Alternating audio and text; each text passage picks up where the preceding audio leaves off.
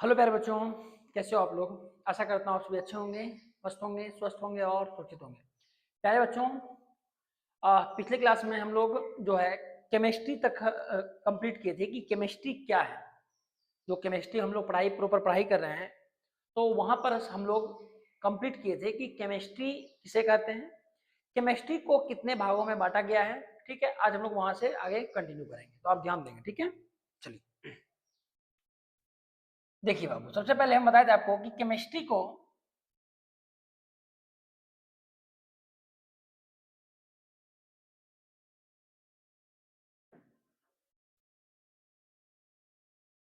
को मुख्यतः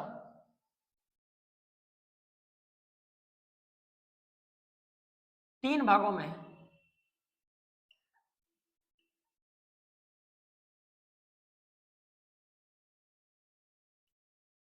बांटा गया है। थोड़ा समय बाबू इंक ले लो, एक मिनट।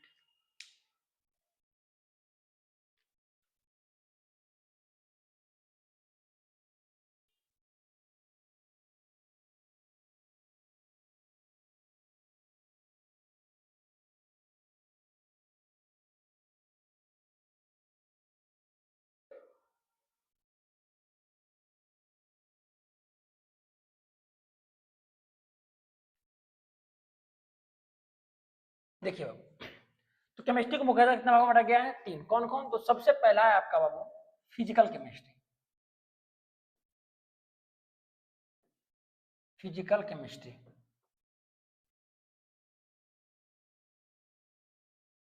याद रखिएगा, फिजिकल केमिस्ट्री क्या है आपको मैं यहीं से डिफाइन करूं डायरेक्ट कि केमिस्ट्री के अंतर्गत जितने भी नियम है, वैज्ञानिक के द्वारा दिए गए सिद्धांत हैं या नियम है, इन सभी का अध्ययन हम लोग केमिस्ट्री के फिजिकल साइंस के अंतर्गत करते हैं। पुनः सुनिएगा, केमिस्ट्री के अंतर्गत जितने भी नियम है, जितने भी सिद्धांत है जो वैज्ञानिक के द्वारा दिए गए हैं, उन सभी का अध्ययन हम लोग फिजिकल साइंस में करते हैं। ठीक है, तो हम लोग याद रखिएगा कि केमिस्ट्री की वैसी शाखा जिसमें वैज्ञानिकों के द्वारा दिए गए सिद्धांत एवं नियमों का अध्ययन किया जाता हो, केमिस्ट्री की वैसी शाखा को क्या बोलते हैं? Physical chemistry.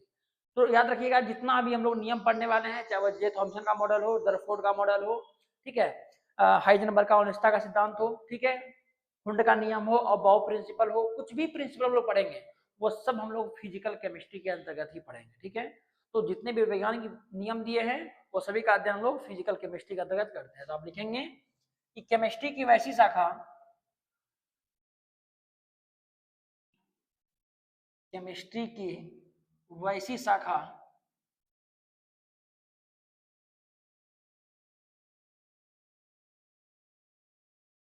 जिसके अंतर्गत जिसके अंतर्गत वैज्ञानिकों के द्वारा वैज्ञानिकों के द्वारा दिए गए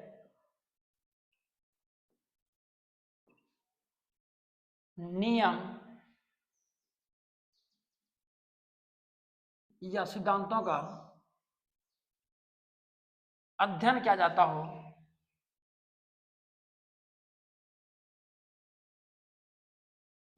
अध्ययन किया जाता हो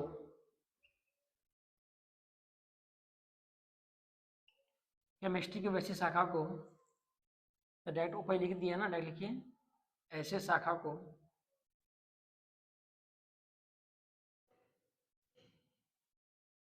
क्या बोलते हैं बाबू? फिजिकल केमिस्ट्री कहते हैं।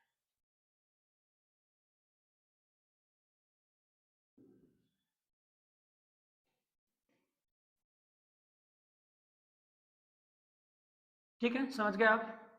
याद रखिएगा, वैसे तो केमिस्ट्री का फादर हमारा कौन है? लेवोजियर। और इंडियन फादर ऑफ केमिस्ट्री कौन है? पीसीरा। मैं आपको एक बार लिख दूं और थोड़ा सा चीज कि दो बात याद रखिएगा कि यदि कोई आपसे पूछे कि फादर ऑफ केमिस्ट्री कौन है, फादर ऑफ केमिस्ट्री, ठीक है, तो यदि कोई आपसे डायरेक्ट ये पूछे तो आप इसका उत्तर लिखेंगे बाबू लेवोजियर। क्या बोलिएगा? लेवोजियर बोलिएगा, लेवोजियर।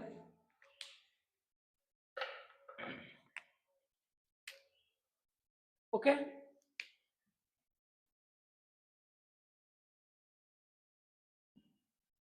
और यदि कोई आपसे पूछे कि बताइए इंडियन फादर ऑफ केमिस्ट्री कौन है,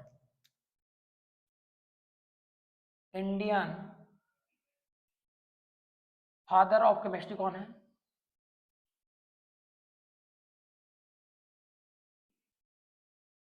तो याद रखिएगा इंडियन फादर ऑफ केमिस्ट्री है बाबू आपका पीसी राय। क्या बोलिएगा इसको, पीसी राय। ये जो पीसी राय थे वो थे फूलचंद राय, ठीक है, या प्रफुल्ल भी इनका कुछ बुक में लिखा हुआ है, प्रफुल्ल चंद राय, ठीक है।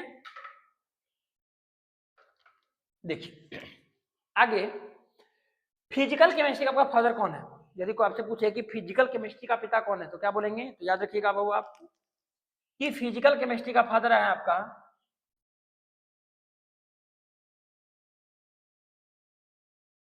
ठीक है विल्हेम ओस्टवार्ड। विल्हेम ओस्टवार्ड को फिजिकल केमिस्ट्री का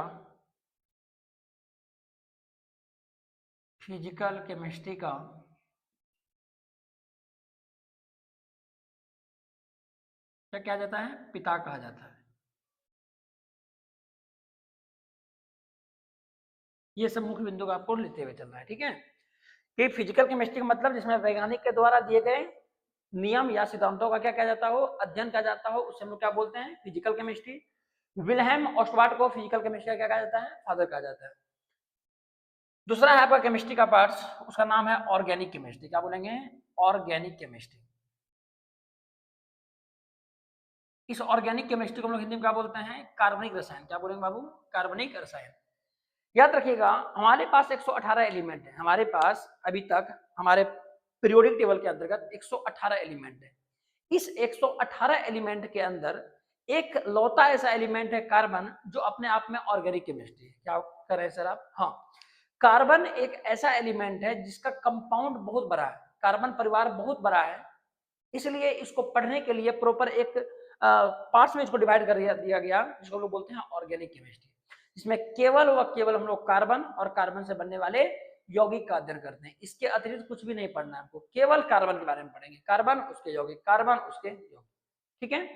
क्यों, क्योंकि कार्बन का परिवार बहुत बड़ा है, इसको पढ़ने के लिए आपको एक अलग से टॉपिक बनाना ही आवश्यक था, इसलिए इसको प्रॉपर ऑर्गेनिक केमिस्ट्री बना दिया गया, ठीक है। तो चलिए अब लिखेंगे बाबू, केमिस्ट्री की वैसी शाखा, केमिस्ट्री की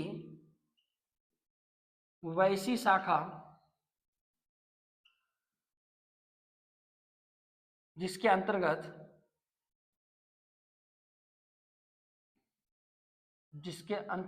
कार्बन एवं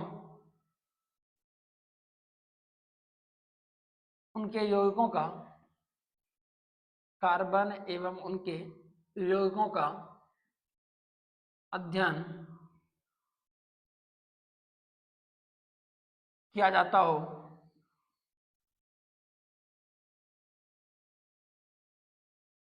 ऐसे शाखा को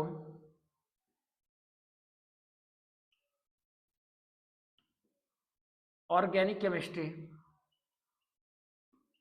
ऑर्गेनिक केमिस्ट्री कहते हैं।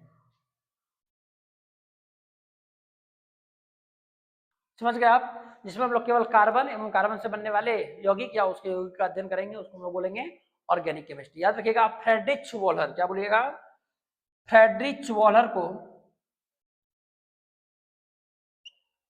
फ्रेडरिच वॉलर को ऑर्गेनिक केमिस्ट्री का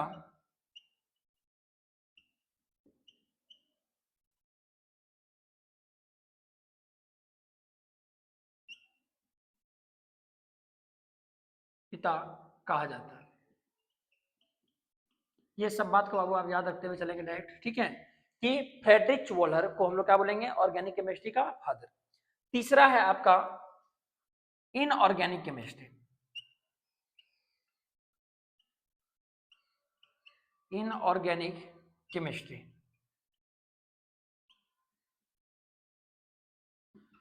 इसको बोलते हैं अकार्बनिक रसायन। अब ये इनऑर्गेनिक केमिस्ट्री क्या है, तो याद रखिएगा कि 118 एलिमेंट में यदि हम केवल कार्बन को हटा दें तो बचता हमारे पास 117 एलिमेंट। तो 117 एलिमेंट का अध्ययन या एवं उससे बनने वाले यौगिक का अध्ययन हम लोग केमिस्ट्री के जिस ब्रांच के अंतर्गत करते हैं बाबू, वो है आपका इनऑर्गेनिक केमिस्ट्री। मैंने क्या कहा, 118 एलिमेंट है, कार्बन को हटा दीजिए, कार्बन चला गया ऑर्गेनिक केमिस्ट्री में। इसके अतिरिक्त जितने भी बचते हैं इन सभी का अध्ययन हम लोग केमिस्ट्री के जिस ब्रांच में करेंगे उसी का बोलेंगे हम लोग इनऑर्गेनिक केमिस्ट्री। याद रखिएगा, अल्फ्रेड वर्नर को हम लोग क्या बोलते हैं, इनऑर्गेनिक केमिस्ट्री का फादर बोलते हैं। ठीक है, तो चलिए आप इसे नोट करेंगे कि केमिस्ट्री की वैसी शाखा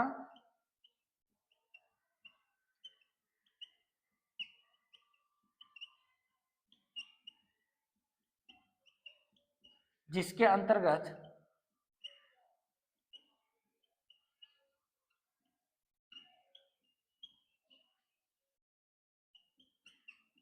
कार्बन को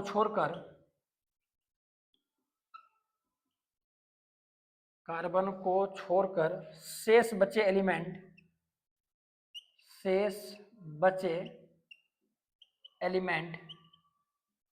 एवं उनके यौगिकों का अध्ययन किया जाता हो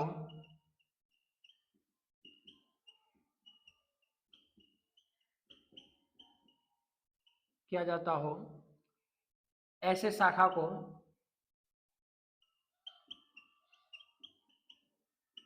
क्या बोलते हैं बाबू, इनऑर्गेनिक केमिस्ट्री बोलते हैं।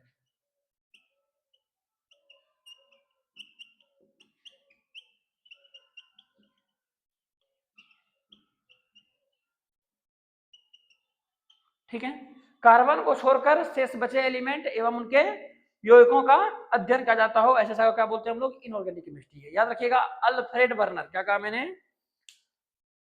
अल्फ्रेड वर्नर,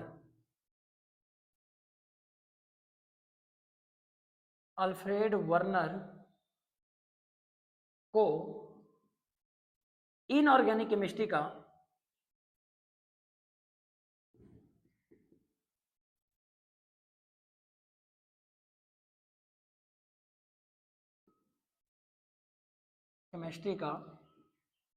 फादर कहा जाता है।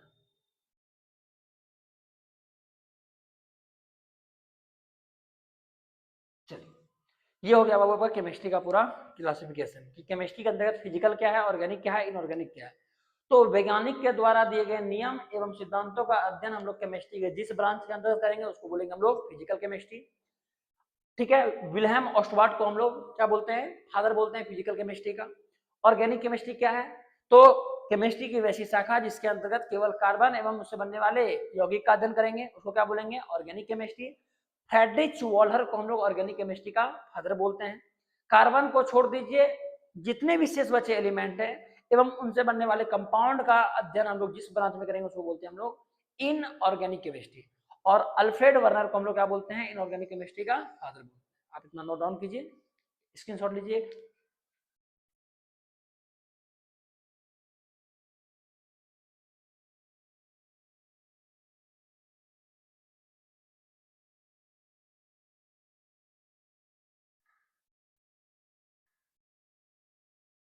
चलिए, हो गया बाबू, नेक्स्ट देखेंगे आप।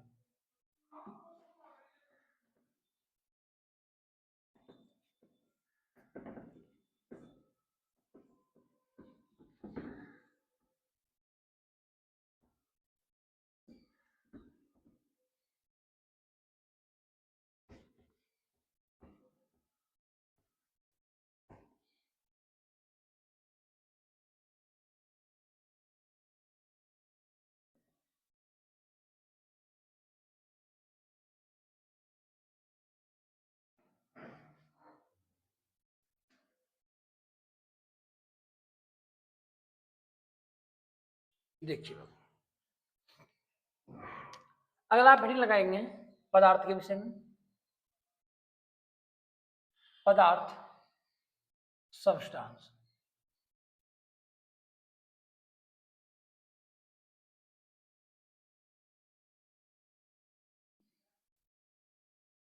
ये पदार्थ क्या है?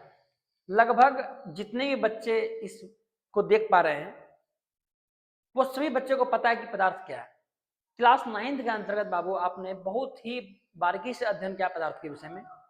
आपने जाना कि हमारे चारों ओर पाए जाने वाले हर वह वस्तु जो स्थान छीनता हो, जिसका कुछ ना कुछ द्रव्यमान हो, ठीक है, जिसे एक स्थान से दूसरे स्थान तक ले जाने के लिए यानी डिस्प्लेस करने के लिए आपको बल लगाना पड़े या इंटरनल या एक्सटर्नल, उसे हम लोग क्या बोलते हैं? पदार्थ बोलते हैं। जैसे हमारे हाथ में मार्कर है, इस या मार्कर को देखा जाए तो ये स्थान छीनता है, बिल्कुल सर। क्या इसे एक स्थान से दूसरे स्थान तक ले जाने के लिए बल लगाना पड़ेगा? बिल्कुल लगाना पड़ेगा। क्या इसका कुछ ना कुछ द्रव्यमान है? बिल्कुल है। तो हमारे चारों ओर पाए जाने वाले हर वह वस्तु जिसका द्रव्यमान हो, स्थान छेदता हो, डिस्प्लेस कराने के लिए आपको फोर्स लगाना पड़े, तो उसे हम लोग क्या बोलेंगे? पदार्थ कहेंगे। ठीक है, तो चलिए आप लिखेंगे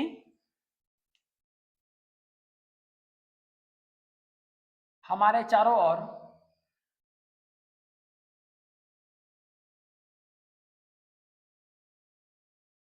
पाए जाने वाले, हमारे चारों ओर पाए जाने वाले हर वह वस्तु, हर वह वस्तु जो स्थान छेदता हो,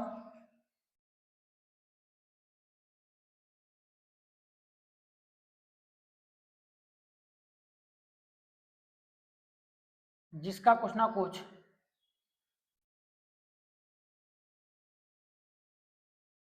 जिसका कुछ ना कुछ द्रव्यमान हो,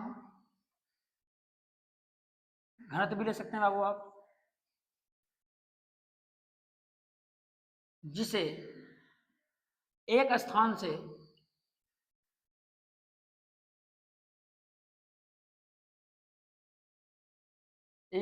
से दूसरे स्थान तक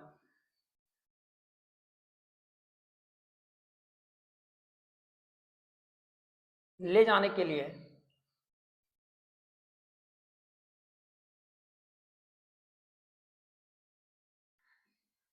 बल लगाना पड़े,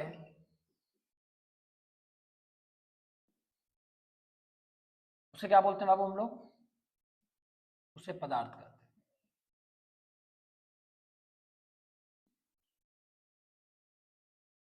कोई दिक्कत यहां तक? जब हम लोग पदार्थ का क्लासिफिकेशन करेंगे, पदार्थ का वर्गीकरण करेंगे, तो देखिए क्या क्या होता है। तो आपको याद रखना है कि जो हमारा पदार्थ है,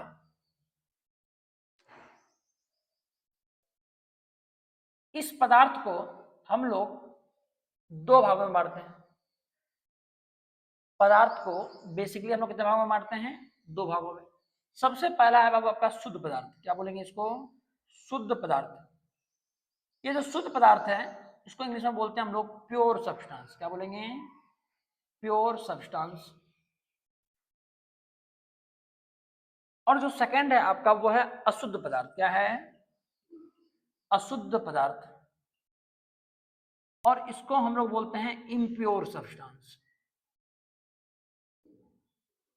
इम्प्योर सब्सटेंस। ठीक है, पदार्थ का दो भाग, एक शुद्ध और दूसरा अशुद्ध। कोई दिक्कत? जब आप शुद्ध पदार्थ को देखेंगे तो शुद्ध पदार्थ को भी हम लोग बेसिकली दो भागों में डिवाइड करते हैं। कौन कौन? तो याद रखिएगा, सबसे पहला है आपका एलिमेंट। इस एलिमेंट को हम लोग हिंदी में क्या बोलते हैं? तत्व। और दूसरा है बाबू आपका यौगिक, और इसको हम लोग क्या बोलते हैं? कंपाउंड। कोई दिक्कत किसी को? अशुद्ध पदार्थ में केवल ही एक ही भाग होता है और उस अशुद्ध पदार्थ का नाम है मिश्रण। इसको बोलते हैं हम लोग मिक्सचर। ठीक है, आप पहले क्लासिफिकेशन देखिए, एक एक करके आपको मैं समझाऊंगा अभी। ये जो एलिमेंट है, इस एलिमेंट को जब हम फिर से वर्गीकरण करेंगे तो इस एलिमेंट को हम लोग प्रॉपर तीन भाग में बांटते हैं। कितने भाग में बांटते हैं? तीन भाग में।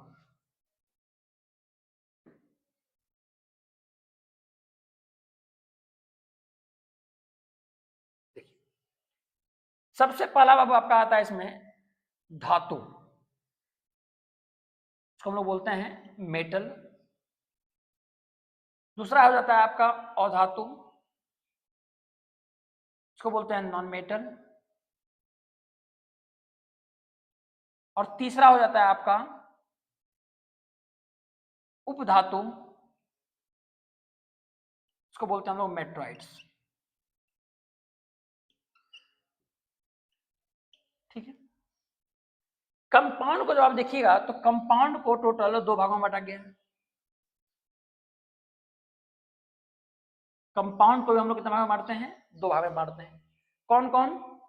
सबसे पहला है बाबू आपका कार्बनिक यौगिक। कार्बनिक यौगिक, इसको हम लोग बोलते हैं ऑर्गेनिक कंपाउंड। Organic compound. और सेकंड हो गया आपका अकार्बनिक यौगिक।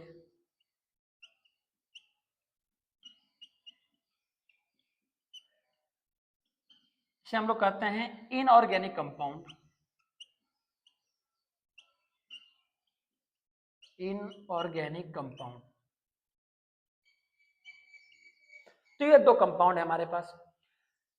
जब आप मिक्सर को देखिएगा आगे तो मिक्सर को भी हम लोग कितना भाग में बांटते हैं? दो भाग में बांटते हैं। कौन कौन? तो सबसे पहला होता है बाबू आपका समांगी। समांगी मिश्रण, इसे हम लोग बोलते हैं होमोजीनियस। क्या बोलेंगे? होमोजीनियस। Homogeneous mixture. और दूसरा हो जाता है आपका विसमांगी। विसमांगी मिश्रण, इसको हम लोग बोलते हैं हेट्रोजीनियस।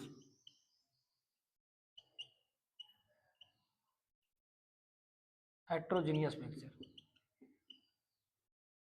एकदम लाइन से पढ़िए बाबू, एक एक चीज को जब आप सीखते हुए जाएंगे तभी मजा आएगा पढ़ने में आपको। ठीक है। अब ध्यान दीजिए बाबू, आपको एक एक करके पढ़ना है कि शुद्ध पदार्थ, अशुद्ध पदार्थ, एलिमेंट, यौगिक, मिश्रण, समांगी, विसमांगी, कार्बनिक, धातु, अधातु, सबको पढ़ना है आपको। याद रखिएगा, आपके क्लास 10th में चैप्टर 3 जो है केमिस्ट्री का वो यही है, धातु, अधातु और उपधातु। तो वहां आप डिटेल में जानेंगे कि धातु क्या है, अधातु क्या है, उपधातु क्या है। तो अभी हम लोग थोड़ा थोड़ा करके इसमें सीखने का प्रयास करेंगे। ध्यान दीजिएगा। सबसे पहले आपने जाना कि पदार्थ क्या है। हमारे चारों ओर पाए जाने वाले हर वह वस्तु जिसका कुछ ना कुछ द्रव्यमान हो, जो स्थान छेदता हो, जिसे एक जगह से दूसरे जगह पर ले जाने के लिए आपको बल लगाना पड़े, उसे क्या कहेंगे? पदार्थ कहेंगे। पदार्थ कितने प्रकार के? दो। कौन कौन? शुद्ध और अशुद्ध। शुद्ध में याद रखिएगा दो आता है, एक एलिमेंट और दूसरा कंपाउंड। तो एलिमेंट और कंपाउंड पदार्थ के कैसे रूप? शुद्ध रूप है। अब सवाल ये आता है सर एलिमेंट है क्या, तत्व क्या है? वैसे तो इसका प्रॉपर एक क्वेश्चन हम बनवाएंगे आपको कि एलिमेंट क्या है, डिटेल में समझाएंगे। अभी आपको लगभग उतना समझा देता हूं जितना आपका काम बन जाएगा। वैसे इसके बाद जो पढ़ाएंगे तो मैं प्रॉपर एलिमेंट का टॉपिक हम लोग कवर करेंगे कि करके। एलिमेंट के विषय में इतना जानिए कि यह पदार्थ का शुद्ध रूप होता है और इसका निर्माण एक ही प्रकार के परमाणु के मिलने से होता है। एक ही प्रकार के परमाणु के मिलने का मतलब है कि हम जिस एलिमेंट की बात करेंगे उस एलिमेंट के अंदर केवल उसी का परमाणु मौजूद होगा। जैसे यदि हम सोडियम परमाणु की बात कर रहे हैं तो सोडियम एलिमेंट के अंदर केवल सोडियम का ही परमाणु मौजूद होगा, ना कि किसी और एलिमेंट का। यदि हम मैग्नीशियम एलिमेंट की बात करेंगे तो मैग्नीशियम के अंदर केवल मैग्नीशियम का ही परमाणु होगा। आपको मैंने पढ़ाया था कि जो तत्वों का सूक्ष्म कण होता है वो क्या होता है? परमाणु होता है। परमाणु किसी भी तत्व का क्या होता है? सबसे छोटा कण होता है। ठीक है।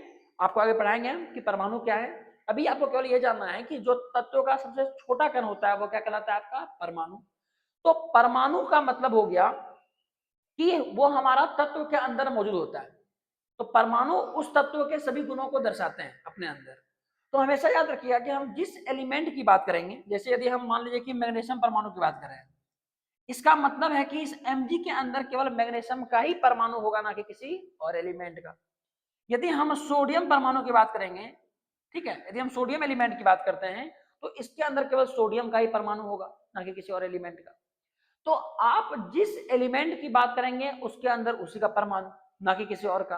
तो इसका मतलब हुआ कि इसका निर्माण एक ही प्रकार के परमाणु के मिलने से हुआ है, किसी और परमाणु के मिलने से नहीं हुआ है, सिंगल परमाणु केवल। ठीक है, आपको आगे और डिटेल में आपको समझाएंगे हम।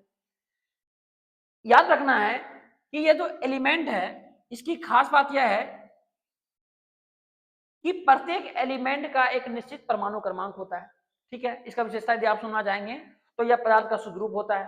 ठीक है, याद रखिएगा इसमें एक ही प्रकार के परमाणु मौजूद होते हैं, इसे किसी भी रासायनिक विधि या प्रक्रिया द्वारा नहीं तोड़ा जा सकता है, डिकम्पोज नहीं किया जा सकता है। और याद रखिएगा कि हमेशा ऐसा नहीं है कि प्रत्येक एलिमेंट को जानने के लिए आपको पीरियोडिक टेबल के देखने की आवश्यकता है। लगभग कुछ एलिमेंट तो आपको याद हो जाता है बाबू, जैसे 1 से 20 तक तो हम 10th में बोलते हैं याद करने के लिए, जैसे हाइड्रोजन, हीलियम, लिथियम से लेके पोटेशियम, कैल्शियम तक आपको कम से कम याद करना है, 20 तक तो याद होना ही चाहिए। तो याद रखिएगा वो आपका क्या है एलिमेंट, जैसे हाइड्रोजन हो गया आपका, हाइड्रोजन, ऑक्सीजन, ये सब अब आपका क्या है एलिमेंट है। अभी आपको थोड़ा सा शॉर्ट में समझा रहा हूं, प्रॉपर जब इसका हेडिंग बनेगा तो आपको वहां पे बहुत डिटेल में समझाया जाएगा। अब ध्यान दीजिएगा यौगिक क्या है, जहां भी आपको, अच्छा याद रखिएगा किसी भी तत्व का संकेत उस तत्व के कितने परमाणु को, केवल एक परमाणु को दर्शाता है। कहीं भी आपको सिंबल दी जाए केवल, जैसे Na, Mg, Ca, ठीक है, Cu कॉपर, तो किसी भी एलिमेंट का सिंबल उस एलिमेंट के कितने परमाणु को, केवल एक परमाणु को दर्शाता है। यौगिक का मतलब क्या होता है, जहां आपको 2 या 2 से अधिक एलिमेंट एक साथ दिख जाए समझिएगा वो कंपाउंड है। क्या कहे सर, पूरा सुनिए, 2 या 2 से अधिक एलिमेंट यदि आपको एक साथ दिख जाए समझिएगा वो क्या है कंपाउंड, जैसे NaCl। अब बताइए यहाँ पे Na भी है और Cl भी है, जैसे हम बोलेंगे बताइए MgCl2, तो यहाँ पे Mg है और Cl भी है। यदि हम बोलेंगे K2SO4, अब बताइए यहाँ पोटेशियम भी है, सल्फर भी है, ऑक्सीजन भी है। ठीक है, हम बोलेंगे C6H12O6, इसके अंदर कार्बन भी है, हाइड्रोजन भी है, ऑक्सीजन भी है।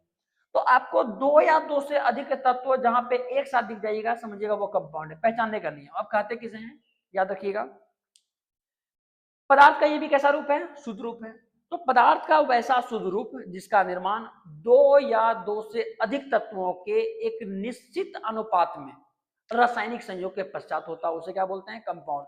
मतलब कंपाउंड के बनने के लिए सबसे पहले तो मिनिमम नंबर ऑफ एलिमेंट कितना चाहिए बाबू, 2 होना चाहिए, और दोनों एलिमेंट का अनुपात क्या होना चाहिए, निश्चित होना चाहिए। यदि आप निश्चित अनुपात नहीं लेंगे तो आप कंपाउंड नहीं बना सकते। तो कंपाउंड को यदि आपको बनाना है तो आपको अनुपात निश्चित रखना पड़ेगा। ठीक है, और इसके बाद दोनों पदार्थ को लेके आपको गर्म करना पड़ेगा। ठीक है, उसके बाद आपका क्या बन जाएगा, प्रॉपर कंपाउंड बन जाएगा। तो कंपाउंड के बहुत सारे गुणधर्म होते हैं, आपको डिटेल में पढ़ाया जाएगा। याद रखिएगा किसी भी कंपाउंड का अणुसूत्र, ठीक है, किसी भी कंपाउंड का अणुसूत्र उस कंपाउंड के एक मॉलिक्यूल को दर्शाता है, मतलब एक अणु को दर्शाता है। जैसे NaCl का अणुसूत्र है सोडियम क्लोराइड का, तो सोडियम क्लोराइड का जो अणुसूत्र है NaCl, वह सोडियम क्लोराइड के कितने अणु को दर्शा रहा है, एक अणु को। MgCl2 मैग्नीशियम क्लोराइड के कितने अणु को दर्शा रहा है, एक अणु को। K2SO4 पोटेशियम सल्फेट के कितने अणु दर्शा रहा है, एक अणु को। ठीक है, तो आपको हम आगे इस पर बहुत डिटेल में बात करेंगे, अभी केवल हल्का हल्का देखते चलिए मिश्रण के विषय में। अच्छा बताइए यहाँ पे निश्चित अनुपात होना चाहिए, यदि निश्चित अनुपात नहीं होगा तो कंपाउंड नहीं बनेगा। तो आपको हमेशा याद रखना है कि कंपाउंड के बनने के लिए अनुपात क्या होना चाहिए, निश्चित होना चाहिए। बट जैसे ही ये बाबू हम मिश्रण की बात करते हैं तो मिश्रण में क्या होता है, कोई भी 2 पदार्थ को उठाइए और उसे किसी भी अनुपात में मिला दीजिए। मतलब यहाँ पे आप अनुपात को नहीं देखते हैं, लेकिन कंपाउंड के बनने के लिए आपका अनुपात को देखना बहुत आवश्यक होता है, क्योंकि यदि अनुपात सही नहीं लिए कंपाउंड नहीं बनेगा। ठीक है, जब मैं आपको प्रॉपर कंपाउंड बनाऊंगा तो वहां पे आपको बताऊंगा और डिटेल में। ठीक है, अभी आप देखिए कि मिश्रण का मतलब सिंपल है कि कोई भी 2 पदार्थ को उठाइए, कितनी मात्रा है, क्या अनुपात है, कोई मतलब नहीं है, उठा के मिला दीजिए किसी भी अनुपात में, वो मिश्रण बन गया आपका। ठीक है, तो याद रखिएगा कि मिश्रण के बनने के लिए अनुपात की आवश्यकता नहीं होती है। जैसे समझिए बालू और चीनी का मिश्रण, यदि हम बालू और चीनी के मिश्रण को देखें तो क्या अनुपात बराबर है क्या, नहीं सर, कहीं होता है चीनी ज्यादा हो बालू कम, कहीं बालू कम चीनी ज्यादा, तो किसी भी अनुपात में ले लीजिए, कहीं कोई दिक्कत नहीं है। ठीक है, तो याद रखिएगा मिश्रण का भी 2 प्रकार है, समांगी और विसमांगी। समांगी क्या है सर, होमोजीनियस मिक्सचर बोलते हैं बाबू हम लोग इसको। तो समांगी का मतलब होता है कि वैसा मिश्रण जिसके प्रत्येक भाग का गुण और बनावट एक समान हो। अब ये गुण बनावट क्या है समझिए। जैसे कि आप एक बीकर लेते हैं, ध्यान दीजिएगा, ये एक बीकर है बाबू, और इस बीकर के अंदर आपने एक शरबत तैयार किया। क्या तैयार किया आपने? शरबत।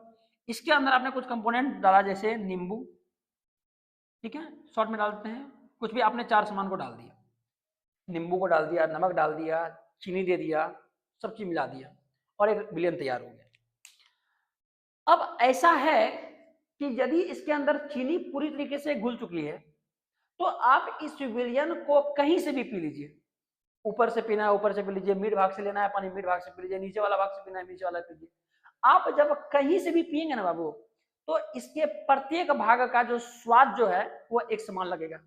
ऐसा नहीं है कि यदि इसका ऊपर वाले भाग को राम को दिया जाए, बीच वाले भाग को श्याम को दिया जाए और नीचे वाले भाग को मोहन को दिया जाए और तीनों बोलेंगे बताओ पी के की स्वाद कैसा है, तो 3 व्यक्ति अलग अलग बात नहीं बोलेगा, तीनों व्यक्ति एक ही बात बोलेगा कि सर इसका स्वाद ऐसा है, इसका स्वाद ऐसा है, इसका स्वाद ऐसा है। इसका मतलब है कि इसके प्रत्येक भाग का गुण और बनावट क्या है? एक समान हुआ। ध्यान दीजिएगा, इसके प्रत्येक भाग का गुण और प्लस बनावट क्या है आपका? एक समान है, इसलिए इसको क्या बोलते हैं? समांगी मिश्रण बोलते हैं। तो शरबत आपका समांगी मिश्रण का उदाहरण है बाबू, याद रखिएगा। लेकिन जैसे ही आप विषमांगी की बात करते हैं, जस्ट इसका अपोजिट, कि उसका गुण और बनावट क्या हो जाएगा? यहाँ पे एक समान था ना, यहाँ पे गुण बनावट क्या था बाबू आपका? एक समान, बट यहाँ पे एक समान नहीं है, यहाँ क्या हो जाता है? गुण और बनावट असमान हो जाता है। जैसे जल और तेल का मिश्रण, जब आप पानी और तेल को मिलाते हैं तो आप गौर से देखेंगे कि तेल उसकी सतह पर तैर रहा होता है, मिलता नहीं है कभी, ठीक है। तो याद रखिएगा उसको बोलते हैं विषमांगी मिश्रण, मतलब उसके प्रत्येक भाग का गुण और बनावट एक समान नहीं है। तेल पानी की सतह पर तैर रहा होता है और पानी नीचे, तो दोनों कभी आपस में मिला नहीं, मतलब प्रत्येक भाग का गुण बनावट क्या है? अलग अलग है। कोई दिक्कत यहाँ तक आपको? चलिए, अभी आपको केवल आपको डायग्राम बनाना है, ये सब आप नहीं लिखेंगे जो मैं लिखा हुआ हूँ, सिर्फ आपको डायग्राम बना के छोड़ देना है। ये केवल समझाने के लिए था आपको। आपको प्रॉपर एक एक करके पढ़ाया जाएगा कि एलिमेंट क्या है, यौगिक क्या है, मिश्रण क्या है, एक एक करके आपको प्री बेसिक केमिस्ट्री के अंतर्गत पढ़ाया जाएगा। आपको टेंशन लेने की आवश्यकता बिल्कुल नहीं है। तो केवल आपको डायग्राम बनाना है यहाँ पे, ठीक है। अब ध्यान दीजिएगा, यौगिक को हम लोग 2 भागों में बांटे हैं, कौन कौन? कार्बनिक और अकार्बनिक। याद रखिएगा, जिस कंपाउंड के अंदर कार्बन की मात्रा होगी वो हो जाएगा कार्बनिक, जिसके अंदर नहीं होगी वो हो जाएगा अकार्बनिक। कंपाउंड तो बहुत सारे हैं ना, कंपाउंड मेरे पास बहुत सारा है, तो यदि उस कंपाउंड के अंदर कार्बन की मात्रा पाई जाएगी तो वो हो जाएगा आपका ऑर्गेनिक, और नहीं पाई जाएगी तो इनऑर्गेनिक। जैसे देखिए, यदि हम बोलेंगे कार्बनिक, CO2 क्या हो गया बाबू? कार्बनिक हो गया, अक्सर क्यों? कार्बन है, कोई दिक्कत बताइए। C2H5OH, इथाइल अल्कोहल, ये भी आपका क्या हो गया? कार्बनिक हो गया। अकार्बनिक, जैसे बोलेंगे हम NH3 अमोनिया, क्या इसके अंदर कार्बन है? नहीं। हम बात करेंगे H2O, क्या कार्बन है? नहीं है। तो हमेशा याद रख लेना है कि 2 एग्जांपल आपको याद रखना है, कार्बनिक और अकार्बनिक का। वैसे तो बहुत सारा है, 2 आपको याद रख लेना है। तो लगभग आप समझ गए। आगे आप जब देखेंगे कि धातु क्या है, अधातु क्या है, उपधातु क्या है, इसका बहुत सारा गुण आपको पढ़ाएंगे कि धातु कैसे पहचानते हैं, ठीक है।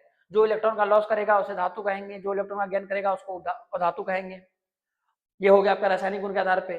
भौतिक गुण क्या है? तो जिसके अंदर तन्यता का गुण, आघातवर्ता का गुण, ठीक है, ये सब आपको बताया जाएगा। तो हमेशा याद रखिएगा कि ये सभी टॉपिक को हम लोग एक एक करके पढ़ने वाले हैं डिटेल में।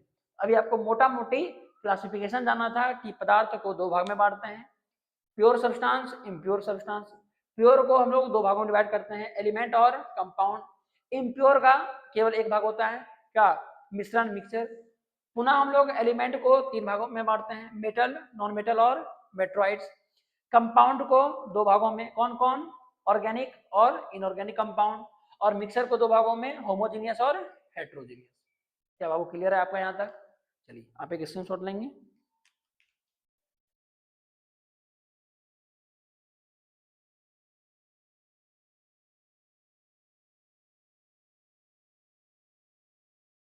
चलिए, हो गया। अब आइए यहाँ पे आप,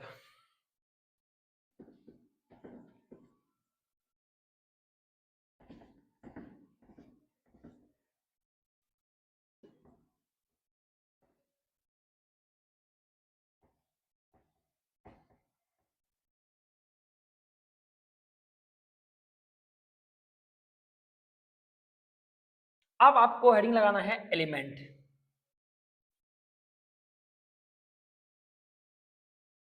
तत्व क्या है? खाली हेडिंग तत्व एलिमेंट क्या है। जैसा कि अभी आपने देखा पदार्थ के क्लासिफिकेशन में कि तत्व जो है वो बाबू पदार्थ का कैसा रूप है? शुद्ध रूप है। तो पहला बात तो यही हो गया कि सर तत्व जो होता है वो पदार्थ का शुद्ध रूप होता है और इसका निर्माण एक ही प्रकार के परमाणु के मिलने से होता है। अब एक ही प्रकार का परमाणु का क्या मतलब है, ध्यान दीजिएगा। यदि हम यह कहेंगे कि हमारे पास कुछ परमाणु है, ध्यान समझिएगा, और यह परमाणु है Mg का,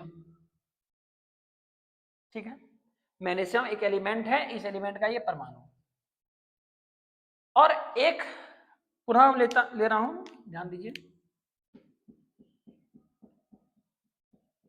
यह है बाबू आपका कैल्शियम का परमाणु सी। तो ध्यान दीजिएगा, यदि हम कैल्शियम एलिमेंट की बात करेंगे तो इसके अंदर केवल कैल्शियम का परमाणु, यदि हम मैग्नीशियम की बात करेंगे तो केवल मैग्नीशियम का परमाणु। क्या ऐसा हो सकता है कि सर इस मैग्नीशियम परमाणु के अंदर कैल्शियम का परमाणु हो, या इस कैल्शियम परमाणु के अंदर जो है वो मैग्नीशियम का परमाणु हो? क्या ऐसा संभव है? तो आप कहेंगे सर ऐसा संभव नहीं है। आप जिस एलिमेंट का बात करेंगे उस एलिमेंट के अंदर केवल उसी का परमाणु क्या होगा? मौजूद होगा, ना कि किसी और एलिमेंट का। यदि हम कैल्शियम की बात करेंगे तो कैल्शियम एलिमेंट के अंदर केवल कैल्शियम का ही परमाणु मौजूद होगा, ना कि किसी और एलिमेंट का।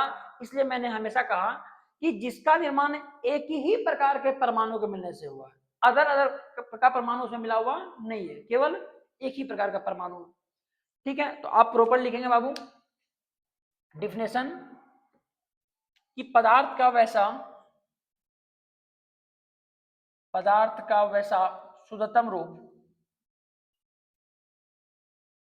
पदार्थ का वैसा शुद्धतम रूप जिसका निर्माण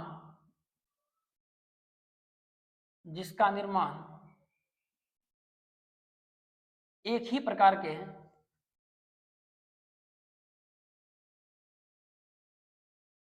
एक ही प्रकार के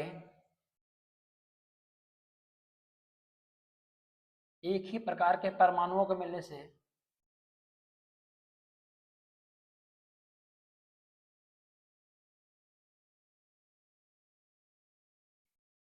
हुआ हो,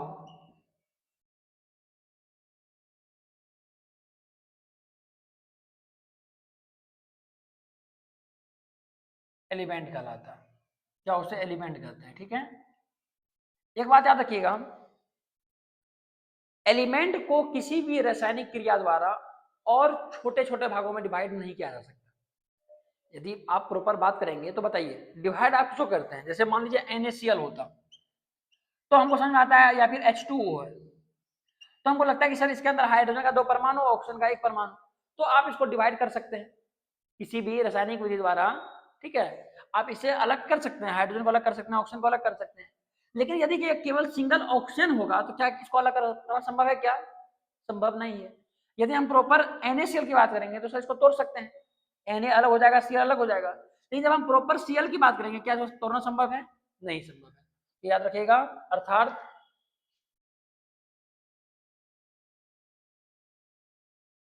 तत्व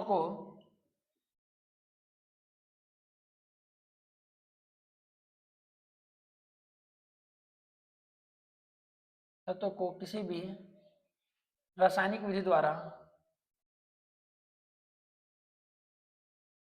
किसी भी रासायनिक विधि द्वारा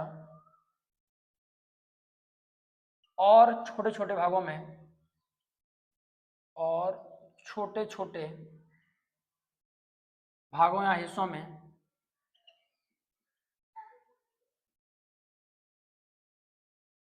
नहीं तोड़ा जा सकता, नहीं तोड़ा जा।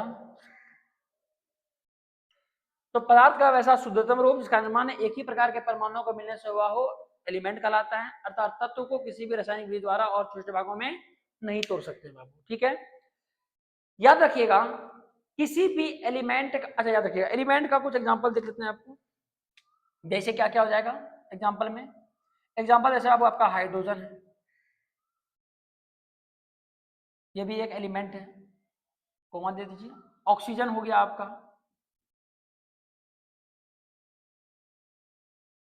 नाइट्रोजन हो गया, नाइट्रोजन, ठीक है, इट्टो है आपका, नाइट्रोजन डॉट डॉट एटीसी, बहुत सारा है, 118 एलिमेंट है। तो याद रखिएगा एक नोट्स में, अब तक ज्ञात, अब तक ज्ञात तत्वों की संख्या कितना है बाबू, 118।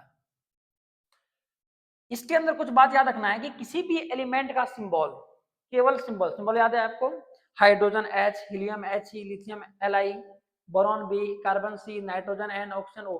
तो ये सिंबल आप देखते हैं, वो सिंबल जो है बहुत इंपॉर्टेंट है, वो प्रॉपर एलिमेंट को रिप्रेजेंट कर रहा होता है। जैसे आप C लिखे तो कार्बन हो गया, O लिखे तो ऑक्सीजन हो गया, Ne लिखे तो नियॉन हो गया। तो याद रखिएगा कि किसी भी एलिमेंट का सिंबल उस एलिमेंट के एक परमाणु को बाबू दर्शाता है। कितने परमाणु को, एक परमाणु को दर्शाता है। तो आपको ये सब बात को याद रखना है, एकदम कहीं भूलना नहीं है, ये सब आपका बेसिक बात है, ठीक है। याद रखिएगा किसी भी एलिमेंट का सिंबल, किसी भी एलिमेंट का सिंबल उस एलिमेंट के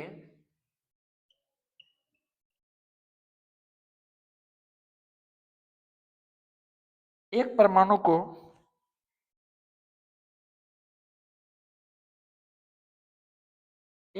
को दर्शाता है।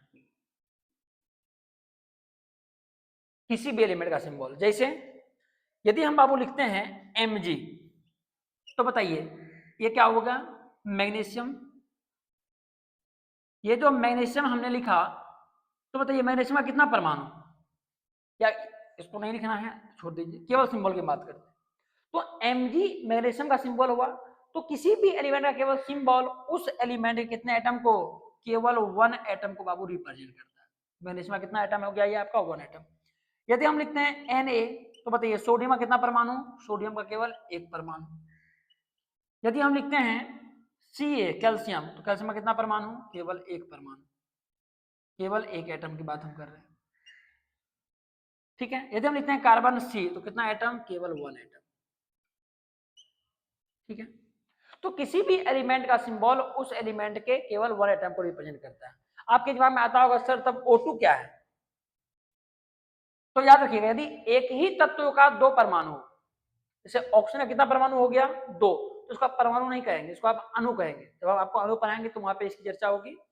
तो एक ही तत्व का दो से अधिक, जैसे O2 हो गया, N2 हो गया, Cl2 हो गया, ठीक है, H2 हो गया, तो ये सबको आप परमाणु नहीं कहेंगे, आप इसको क्या कहेंगे, अणु कहेंगे। तो आज आगे हम लोग डिस्कस करने वाले हैं, ठीक है। तो ये था बेसिक थोड़ा सा आपको एलिमेंट का बात। क्या आपको यहाँ तक क्लियर है, आप इसका एक स्क्रीनशॉट लेंगे, इसके आगे हम लोग बताएंगे आपको।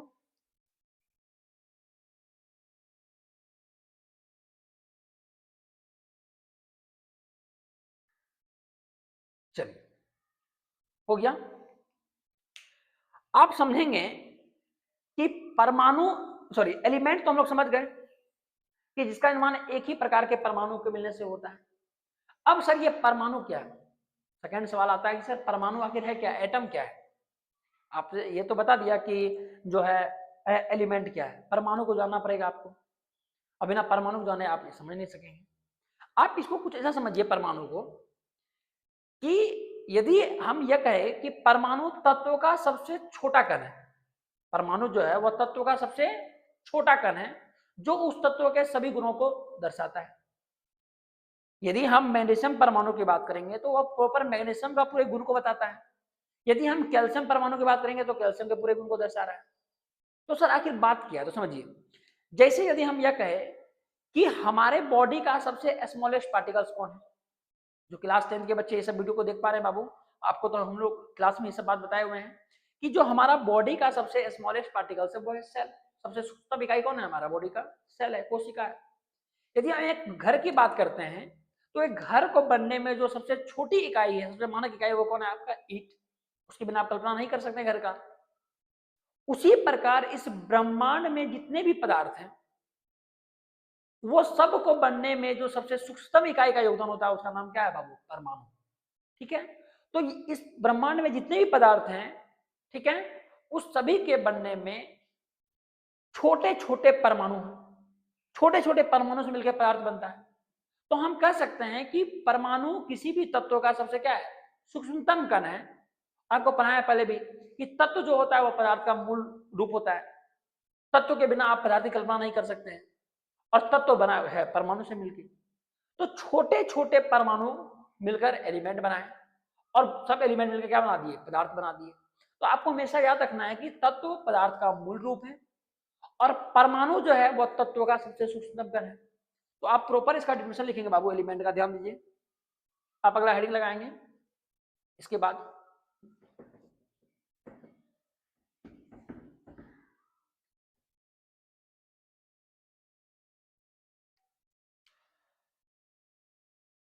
एटम,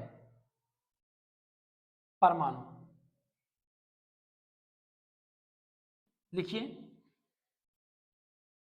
अच्छा, लगभग पहले जो है यह मान्यता थी, मैं आपको लिख देता हूं, तत्व का सूक्ष्मतम अविभाज्य कण, अविभाज्य कण परमाणु कहलाता है।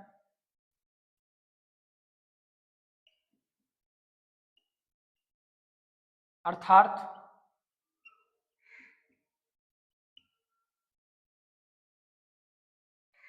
परमाणु तत्व का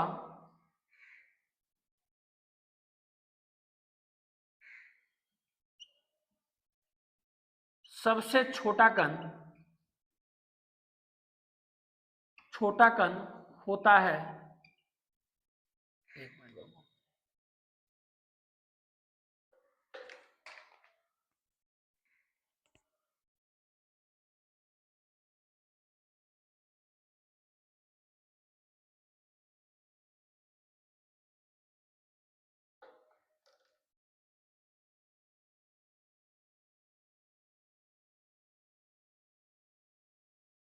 तो ये देखिए, तो परमाणु तत्व का सबसे छोटा कण होता है जो उस तत्व के सभी गुणों को, जो उस तत्व के सभी गुणों को दर्शाते हैं।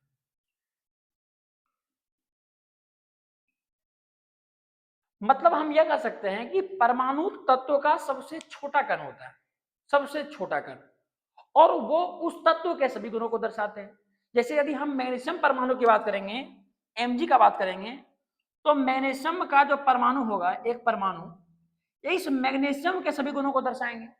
यदि हम Ca लिखते हैं तो कैल्शियम का एक परमाणु या Ca के सभी गुणों को क्या करते हैं? दर्शाते हैं। इसलिए मैंने एक बात लिखा कि जो हमारा परमाणु है, ठीक है, वो क्या होता है? तत्व का सबसे छोटा कण होता है, और जो उस तत्व के सभी गुणों को क्या करते हैं? दर्शाते हैं।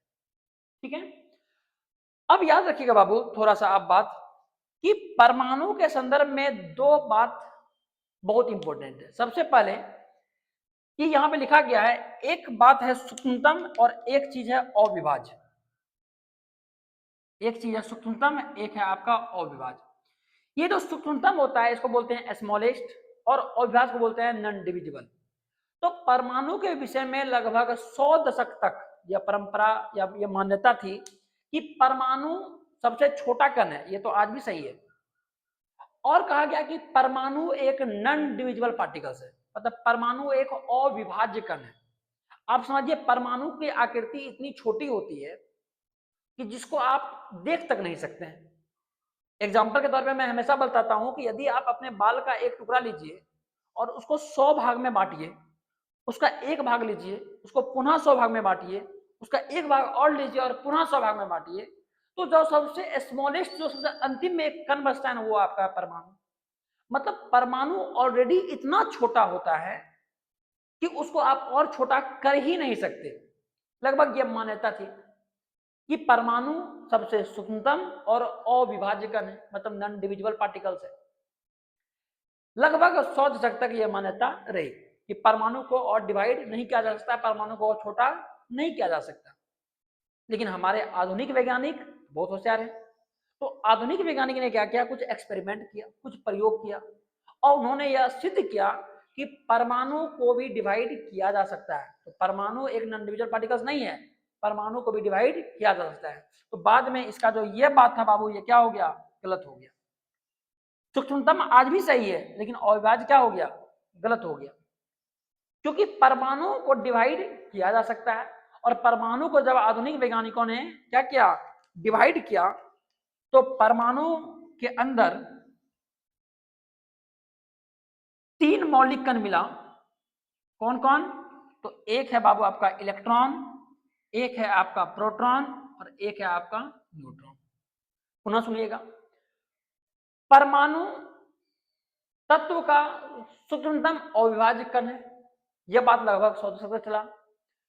अर्थात परमाणु तत्व का सबसे छोटा कण होता है जो उस तत्व के सभी गुणों को दर्शाता है। ये सब बात बिल्कुल सही है, लेकिन केवल इसका एक बात, ये जो अविभाज्य वाला बात है, ये बात गलत हो गया। लगभग 100 दशक तक यह मान्यता बनी रही कि परमाणु एक नॉन डिविजिबल पार्टिकल्स है, नॉन डिविजिबल पार्टिकल्स है। लेकिन आधुनिक वैज्ञानिक जैसे जे थॉमसन आए, रदरफोर्ड आए, श्रोडिंगर आए, ये सब वैज्ञानिक स्पष्ट रूप से यह सिद्ध कर दिए कि परमाणु एक नॉन डिविजिबल पार्टिकल्स नहीं है, परमाणु को भी डिवाइड किया जा सकता है। और जब परमाणु को डिवाइड किया गया तो उसके अंदर 3 फंडामेंटल पार्टिकल्स, 3 मौलिक कण पाया गया। उसका नाम है बाबू इलेक्ट्रॉन, प्रोटॉन और न्यूट्रॉन। और बाद में जब ये तत्व का खोज, मौलिक कण का खोज किया गया, इस खोज करने के बाद उन्होंने यह बताया कि परमाणु के अंदर 3 मौलिक कण, इलेक्ट्रॉन नाभिक के बाहर कक्षा में रहकर नाभिक के चारों ओर घूमता है, और प्रोटॉन और न्यूट्रॉन उसके नाभिक में उपस्थित रहते हैं। जब मान लीजिए मौलिक कण का खोज हो गया, तो यह बहुत आवश्यक है यह बताना कि कौन सा मौलिक कण कहां पर है, इलेक्ट्रॉन कहां है, प्रोटॉन कहां है, न्यूट्रॉन कहां है, ये तो बताना पड़ेगा ना। कि परमाणु के अंदर 3 मौलिक कण है, ये मान रहा हूं मैं, इलेक्ट्रॉन है, प्रोटॉन है, न्यूट्रॉन है, कहां है। तो इसका एग्जैक्ट जगह पता करने के लिए भी एक्सपेरिमेंट किया गया था, जिसको हम लोग पढ़ते हैं रदरफोर्ड का मॉडल में, discovery of electron, discovery of proton, जो क्लास 9 में आपको पढ़ाया गया था, और क्लास 11 में पुनः आपको चैप्टर 2 में बाबू पढ़ाया जाएगा, डिस्कवरी ऑफ इलेक्ट्रॉन और प्रोटॉन।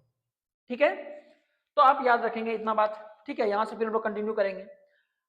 एलिमेंट का लगभग आप चीज को जान चुके हैं। यदि कोई आपसे गुण पूछ ले तब बताइए। एलिमेंट पता है, पदार्थ का वैसा सूक्ष्मतम रूप जिसका निर्माण एक ही प्रकार के परमाणु के मिलने से हुआ है।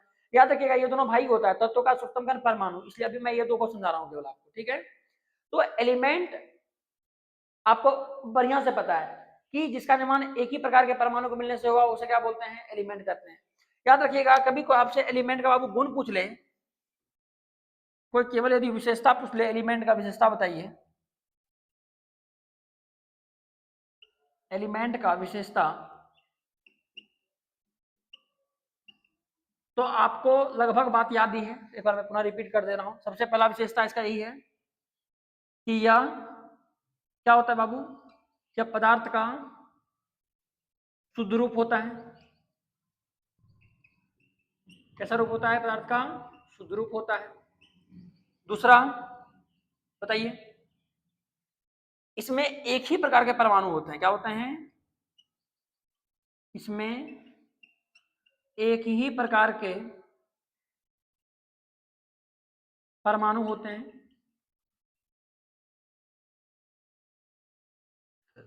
तीसरा क्या हो जाएगा, इसे किसी भी रासायनिक विधि द्वारा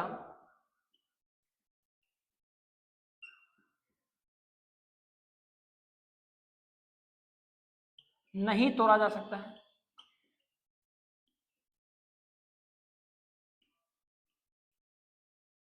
और सबसे चौथा बताइए क्या होगा, लगाइए सारा दिमाग अपना, थोड़ा सोचिए बाबू, सब तो आप देख ही ले रहे हैं, कुछ लगाइए अपना, सोचिए तो क्या हो सकता है।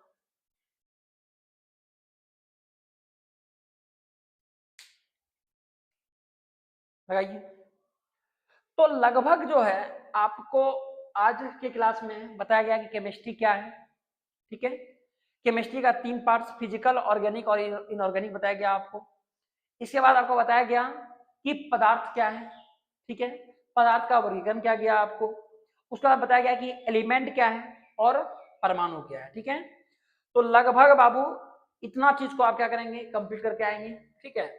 और एक आपके गुण को मैं होमवर्क दे रहा हूँ, एक गुण आप लिखेंगे खुद से, ठीक है। वैसे तो आपको पता ही है ये सब, और लगभग चीज तो ऊपर दिया ही है, ठीक है। तो चलिए आज लगभग हम लोग इतना रहने देते हैं। बाकी जो है कल इसके आगे हम लोग पढ़ेंगे कंपाउंड क्या है, मॉलिक्यूल क्या है, एटॉमिक नंबर क्या है, एटॉमिक मास क्या है, ठीक है, एटॉमिसिटी कैसे फाइंड करते हैं। तो धीरे धीरे हम लोग टॉपिक को क्या करेंगे बाबू, कंप्लीट करेंगे। आज के लिए इतना ही। आप लोग यहाँ तक की चीज़ों को अच्छे से पढ़ के आएंगे और देन हम लोग आगे कंटिन्यू करेंगे। Wish you all the best, अपना ध्यान रखिए, टेक केयर।